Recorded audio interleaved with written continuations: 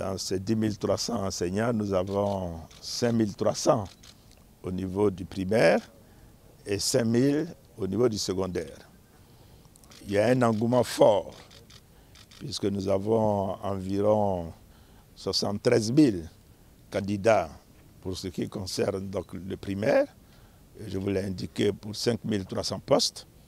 Et nous avons donc environ 16 000 candidats donc pour le secondaire, donc pour les 5 000 postes du secondaire. J'ai eu l'occasion de dire à ceux qui sont en train de concourir qu'ils ont pris la décision d'intégrer un métier qui est important pour la nation, parce qu'il s'agit donc de former donc les jeunes Ivoiriens, et la formation est l'investissement le plus important donc dans un pays.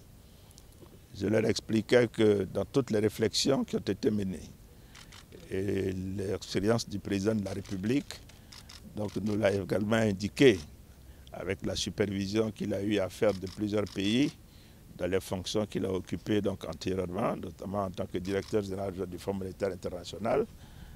L'investissement le plus important pour l'avenir d'un pays, c'est l'investissement dans l'éducation.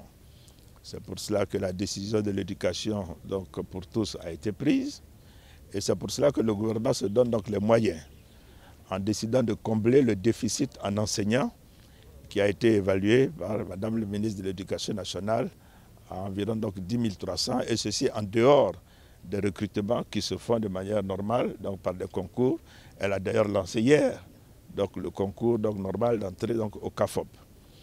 Je voudrais donc dire que je suis heureux que cette étape, qui est un élément important du programme social du gouvernement, donc voit donc une mise en œuvre donc pratique. Le concours qui vient d'être lancé par M. le Premier ministre Amadou Gon Coulibaly est l'une des composantes du programme social du gouvernement. Comme vous le savez, le président de la République a décrété l'année 2019 comme l'année du social.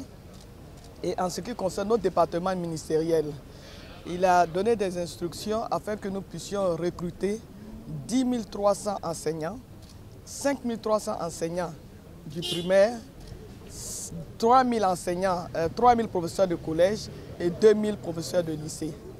En fait, c'est une décision qui va soulager énormément les familles de Côte d'Ivoire, parce que nous avons fait un bilan.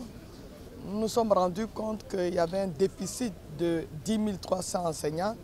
Et en général, quand il y a un déficit en enseignants dans une localité, ce sont les parents d'élèves qui cotisent pour faire face justement au salaire des enseignants bénévoles ou des vacataires. Donc le fait de recruter ces enseignants permettra effectivement de soulager les familles, puisque les familles n'auront plus à faire ce genre de dépenses.